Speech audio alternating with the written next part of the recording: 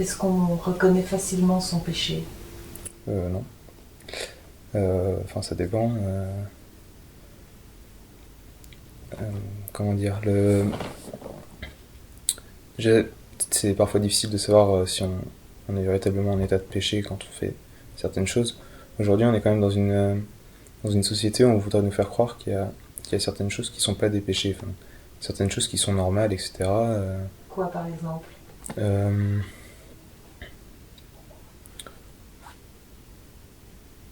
Par exemple, la sexualité, enfin, tout ce qui est sexualité, pornographie, etc. Aujourd'hui, en France, c'est quelque chose qu'on voit partout, enfin même dans tous les pays occidentaux. C'est quelque chose qu'on voit partout, qu'on voit dans les films, etc. Euh, et puis déjà très jeune, dans les écoles, on nous apprend beaucoup de choses sur la sexualité, et nous dire que c'est quelque chose que pour le plaisir, etc. Euh, alors que moi je pense que c'est quand même euh, la sexualité. Enfin, il faut la vivre dans la chasteté, je pense, parce qu'au-delà de. Enfin, si on dépasse la chasteté, on est en état de péché parce que la sexualité c'est un acte d'amour, et quand on dépasse quand quand on a des rapports sexuels qui ne sont pas chastes, on, on laisse tomber l'amour, et c'est plus pour le plaisir. Je pense qu'en ça, enfin, que c'est un péché en ça. Aujourd'hui, on voudrait nous faire croire le contraire. Euh, À l'école? à l'école, oui. Euh, Déjà, enfin, en troisième, moi j'ai eu beaucoup de. Je suis dans un collège catholique pourtant, mais on a eu des cours d'éducation sexuelle, ce qu'ils appellent, où on nous disait, bah voilà, faire l'amour avec des filles à 15 ans, enfin à 16 ans, c'est normal, la masturbation c'est normal, etc. Alors que quand on s'entretient après avec des prêtres, quand on, quand on lit le catéchisme de l'Église catholique, même j'avais assisté à une conférence il y a 2 ans qui s'appelle Aimer en vérité, du père Pierre-Hervé Grosjean. Lui, il explique très bien que, par exemple, la masturbation, c'est vraiment une faute contre l'amour, c'est de l'égoïsme. Euh, et quand ça, c'est un péché. Mais aujourd'hui, on nous dit, bah non, la masturbation, c'est normal. Enfin, c'est ton corps qui a t'as besoin de Ouais. plaisir, etc. Justement, ce prêtre, le père Grosjean, dit dans sa conférence que le meilleur moyen de se laisser tomber là-dedans, c'est de prier. Et aussi, bon, on a très facilement accès aujourd'hui par Internet à des sites qui nous incitent à tomber faire des actes, enfin, de la masturbation, etc. Il disait accrochez une petite icône de la Sainte Vierge à côté de votre écran d'ordinateur et vous verrez que ça va vous freiner net.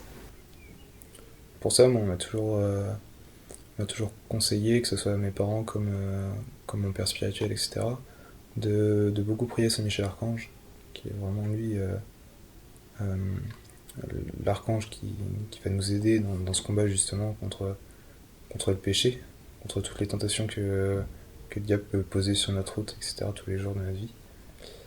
Et c'est vrai que ça aide beaucoup. Ça aide beaucoup. Ça Ouais. t'aide beaucoup, toi, Moi, par exemple. ça m'a pas mal aidé. Et il y a des jours, alors déjà, il y a des jours où on se met à douter, où il y a tout qui nous tombe sur la figure en même temps, on se dit, bah Dieu, est-ce que tu existes vraiment Du coup, on prie, mais en même temps, on se dit, est-ce que je crois vraiment, etc. Et puis il y a des jours où on va avoir le péché, enfin, on va avoir la tentation de pécher en face de nous, et on peut se laisser facilement tomber dedans si on fait pas attention. Et je pense que la prière, notamment la prière à Saint-Michel-Archange, peut vraiment nous aider à contourner le péché au lieu de tomber les deux pieds dedans. C'est une prière particulière que tu dis ou c'est simplement un appel au secours quelque part? Alors il y a une prière particulière, mais la plupart du temps c'est bah, Saint-Michel, aidez-moi, quoi. Moi, j'ai été scout pendant très longtemps, et enfin je le suis encore d'ailleurs. Et j'étais responsable d'une patrouille de garçons, et je parlais assez souvent avec mes garçons du péché, etc. Je leur faisais tout le temps des petits topos, etc. avec des prêtres. Et Et je me souviens d'un garçon qui lui disait que c'était une maladie, qui était mythomane. Et il disait, mais c'est tellement simple quand quand je suis avec mes amis qui, eux, sortent des trucs géniaux parce qu'ils ont des vies, ils vivent des trucs extraordinaires, et moi, à côté, je fais rien, alors on invente un petit truc, etc. Et il disait, bah, lui, il était catholique, enfin, voilà, il allait à la messe avec ses parents, etc. Et il se disait, même quand je prie, bah, ça m'apporte rien, je suis quand même tenté de retomber après dans le mensonge. Il avait conscience que c'était un péché, il savait que c'était pas bien, il savait que pour lui c'était pas bien, que pour ses amis auxquels il mentait c'était pas bien, parce que d'une certaine façon ça fragilisait leur amitié. Mais en même temps, il disait, pas que à moi, mais à tous les groupes quand on a parlé, que c'est extrêmement simple de pécher. C'est plus simple de pécher que de ne pas pécher, surtout aujourd'hui. Parce qu'aujourd'hui, on est à pécher partout, on sort dans la rue, il y a Satan qui va mettre des tentations sur notre chemin.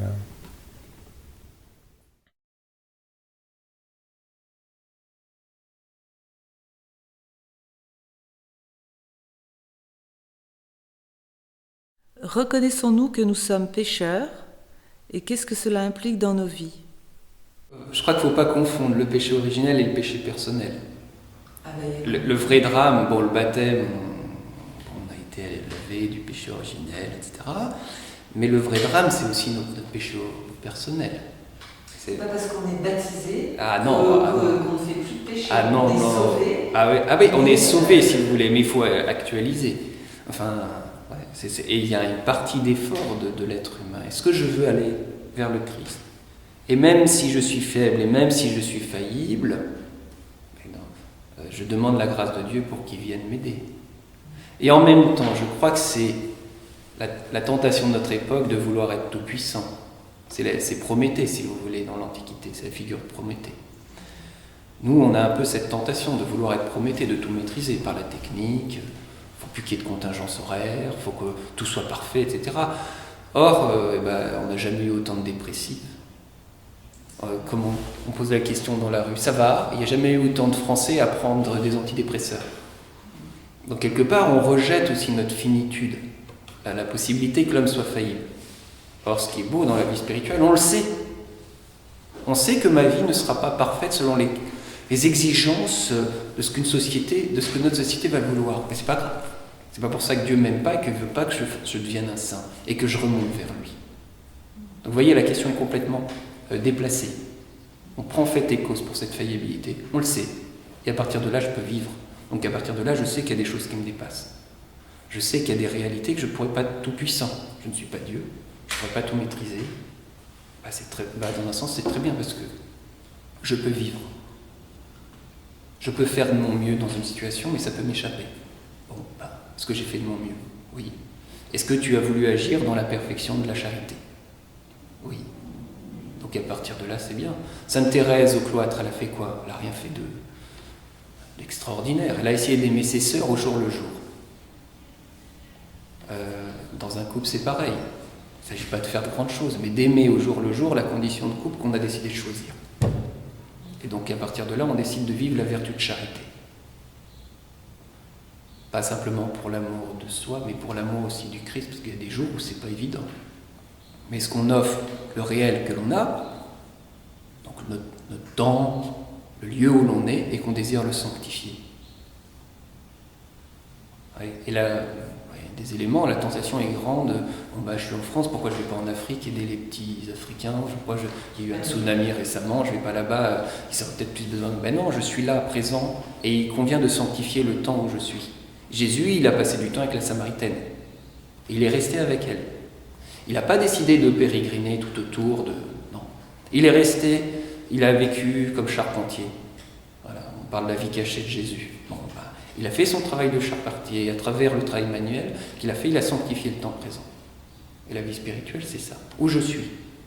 Il s'agit de savoir où je suis, et parce que je sais où je suis, j'ai à sanctifier le monde dans lequel je suis. Il ne s'agit pas d'avoir une tentation d'un ailleurs, qui serait un peu...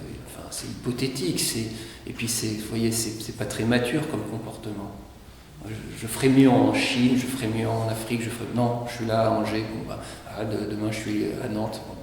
Dans le travail que j'ai à faire, c'est ce travail que j'ai à sanctifier. Je suis à l'office. Je suis en train de travailler en vue de donner une conférence, c'est le Seigneur avec moi. Et je le fais avec tout l'amour que j'ai à ce moment-là, pour donner le meilleur de moi-même aux gens qui vont venir. Je suis avec mes scouts, mais je suis avec eux. Tout en sachant que je suis faillible. Là, ça vous libère complètement.